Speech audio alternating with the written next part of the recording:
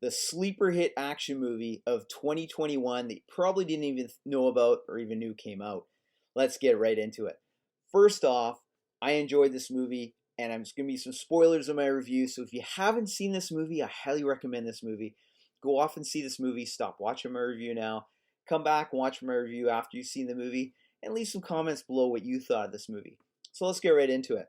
So I saw the trailer to Nobody about a year ago on YouTube, and it was this action movie of a family man thrown in some real dangerous situations, reminding me a lot of John Wick or The Equalizer starring Denzel Washington. Well, sure enough, the movie, the producers, are the same ones that did John Wick, so this kind of makes some sense.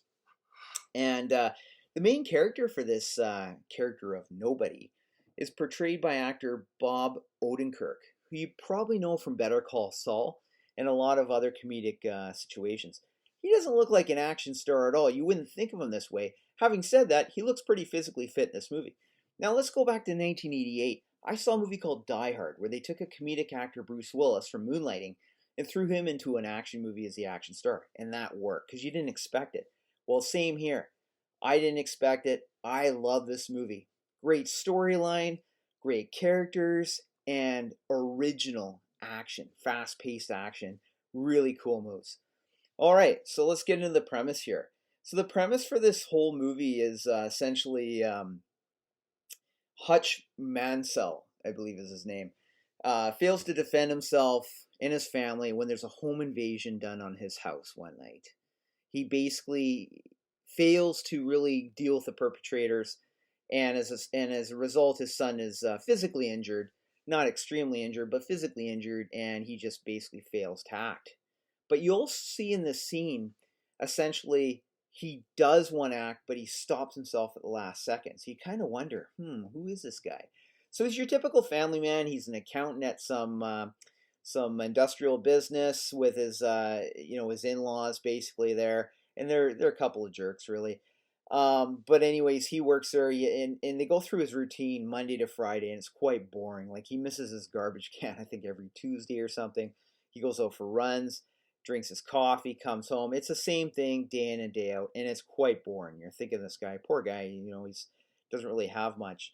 There's also some jokes from his family that his brother-in-law was a real soldier in the war, a real hero, etc. And Hutch just kind of, goes off the sidelines here. Now, as the movie progresses, you start to get a sense that Hutch had a different background before that his kids truly don't know about. And the aftermath of this incident kind of launches him into a bit of a rage, where there's a barrage of fists, gunfire, martial arts, some really cool scenes, and we get into that. So what happens here is the character Hutch basically goes on a bus, transit bus that he always travels on for whatever reason, and you sort of understand by the end of the movie why he takes a transit bus. And I believe it's similar to the original Equalizer with Denzel Washington, where he took public transit and he didn't really have a driver's license or drove around, it seemed. And I think it's because he wanted to be off the radar because of his special skill set. So I believe that's the same premise here with the character of Hutch. Now, he goes on a bus one night. There's a bit of an MVIA, motor vehicle accident, with a cool-looking SUV, and a bunch of Russian gangster thugs come on the bus, drunk, and they're about to approach a young female on the bus, and essentially, Hutch kind of snaps. And it's in the trailer. You basically see him take on all these bad guys, and you quickly realize this guy is not your ordinary accountant. He's something much more. And then that goes into a twist of one of those Russian thugs being related to somebody more powerful in the Russian mafia, and it goes into an all-out war. Okay, so let's get into the characters here, because the characters are, the cast is really interesting. So again, Bob Odenkirk, who you wouldn't think of as an action hero, plays Hutch Mansell. His father, elderly father, is portrayed by legendary actor Christopher Lloyd. And he's got some great scenes too. You find out that he's a retired FBI agent living in an old folks home, but this guy's still got a deadly skill set. And I won't get into that spoiler, but he truly does. Connie Nielsen portrays Hutch's wife, Bianca.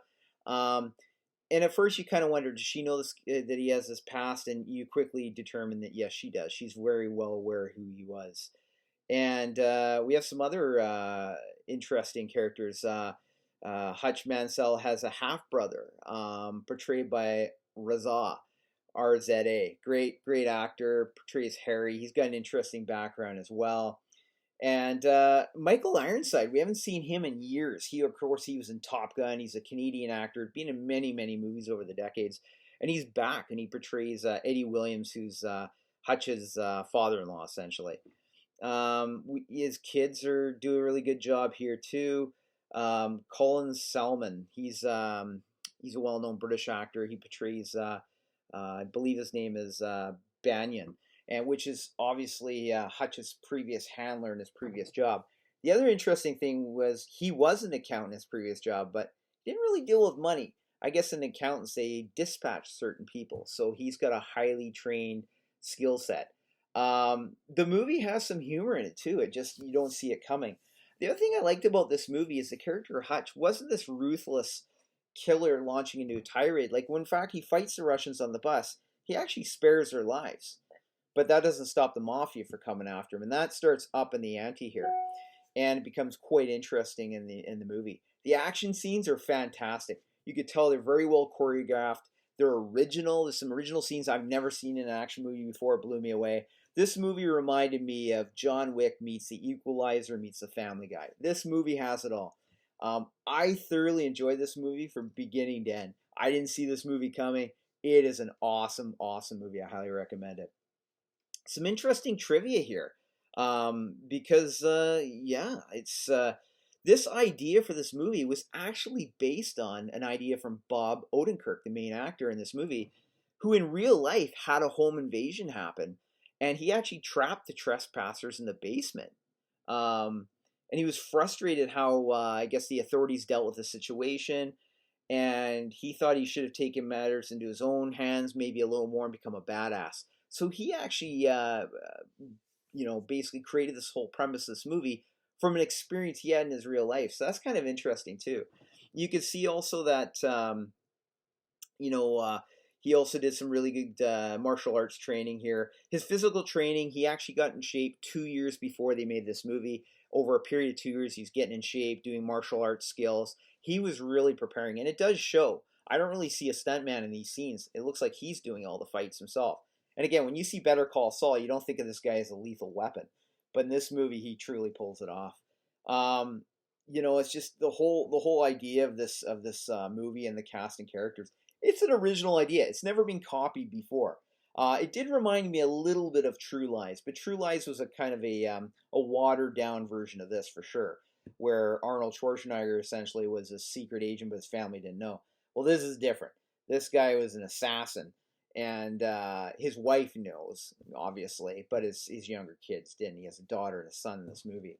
There's also a scene where one of the bad guys decides to steal her kitty cat bracelet, which you see in the trailer.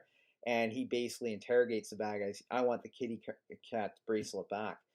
Everything made sense in the movie. Even the part where, he would have to cover up, an assassination attempt on his family residence.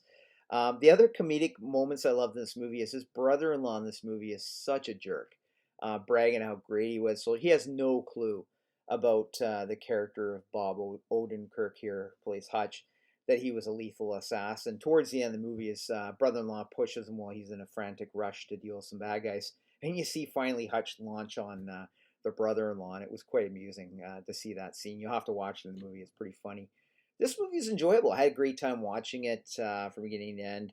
Some good humor, some good action. I don't have any cons with this movie. I truly don't. Again, it's a sleeper hit. And thanks to good old COVID pandemic, this movie was kind of platformed or put on a shelf for a while and then was just released digitally. It never went into the theaters. As far as I know, it might have gone in the theaters in the States, but up here in Canada, it didn't hit the theaters. And I think if it did, it would have made a huge difference with its popularity.